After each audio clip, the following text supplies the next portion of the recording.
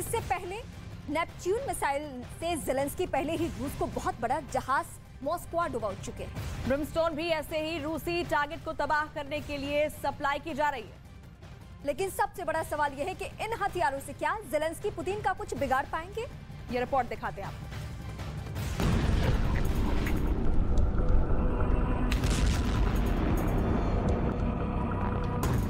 जब Zelensky Biden से नए हथियारों का इंतजार कर रहे हैं, तब उन्होंने नेटो पर भी दबाव बढ़ाना शुरू कर दिया है। ये बेल्जियम की राजधानी ब्रसेल्स है और यहाँ नेटो हेडक्वार्टर्स के बाहर देखिए क्या हो रहा है।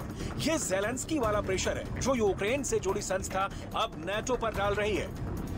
Outside of NATO headquarters, its organization Promote Ukraine, who gathered people, and we are here to ask for, first of all, to thank for all of the help that has been already given to Ukraine by the NATO member states.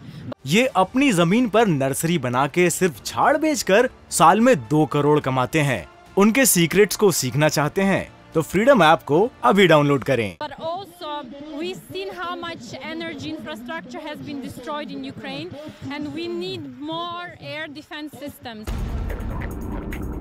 Putin को लेकर NATO बहुत ज्यादा परेशान है। NATO का अभी तक का मकसद रहा है कि वो अपनी बंदूक ज़ेलेंस्की के कंधों पर रखकर चलाए। इसमें नेटो अभी तक कामयाब रहा है। पुतिन को घेरने के लिए ब्रिटेन का एजेंडा पहले से शीशे की तरह साफ है।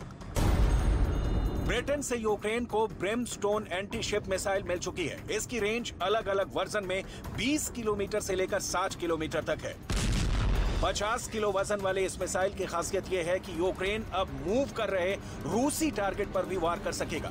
ये ऐसी मिसाइल है जो 70 किलोमीटर प्रति घंटे की रफ्तार से चल रहे टारगेट को भी नहीं बख्शती है।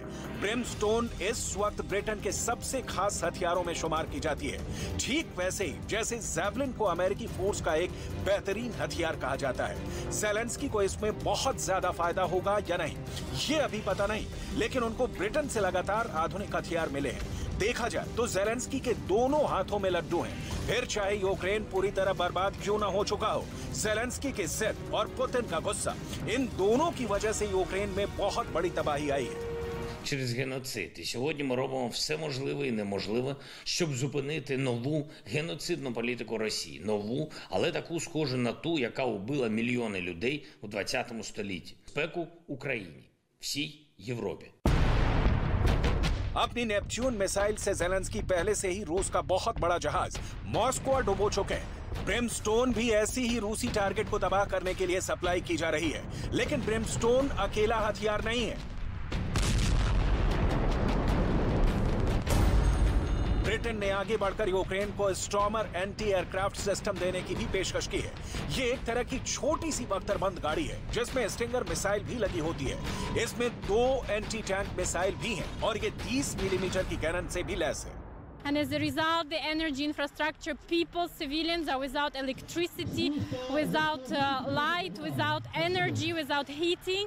So we really need more air defense systems and to protect our civilians and to survive the winter. So thank you for all the help, but we need more air defense systems.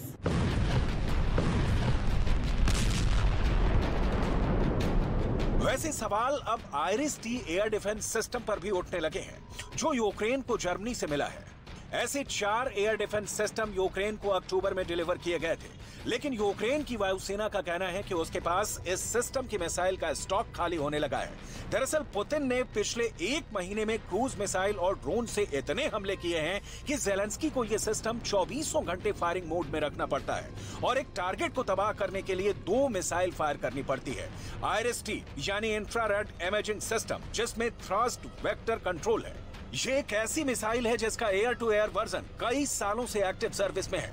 ये Germany का सबसे hot air defence weapon system माना जाता है।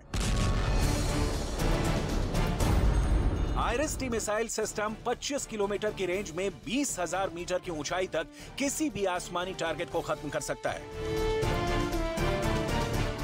ये missile system Ukraine को इसलिए दिया गया क्योंकि रूस ने अपनी बमबारी में ज़ेलेंस्की के ज्यादातर एयर डिफेंस सिस्टम खत्म कर दिए थे। कहा गया कि ये एयर डिफेंस सिस्टम रूस के विमानों का यूक्रेन में उड़ना मुश्किल कर देगा। ये कीव और खार्किव जैसे शहरों को रूस की बमबारी से बचाएगा।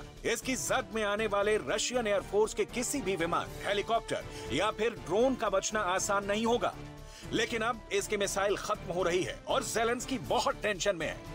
Please don't think twice. Poland already proposed for these systems to be sent to Ukraine. Please send the Patriot systems and other air defense systems to Ukraine. Ukrainians have shown that they are able to destroy a lot of these missiles, but we still don't have enough these air defense systems. IRIS-T Germany का system है, लेकिन इसमें America की एमरम missile इस्तेमाल होती है।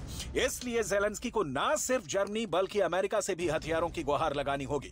कुल मिलाकर नाटो से यूक्रेन को हथियारों की खेप आती रहेगी। जब तक बाइडेन नहीं चाहेंगे, इस पर ब्रेक लगाने की हिम्मत किसी में नहीं है। इसलिए यूक्रेन के युद्ध में हथियारों वाला खेल बहुत तेजी से जारी है और जब तक नाटो यूक्रेन के मिलिट्री गोदाम को भरना जारी रखेगा, ज़ेलेंस्की के तेवर भी चढ़े रहेंगे।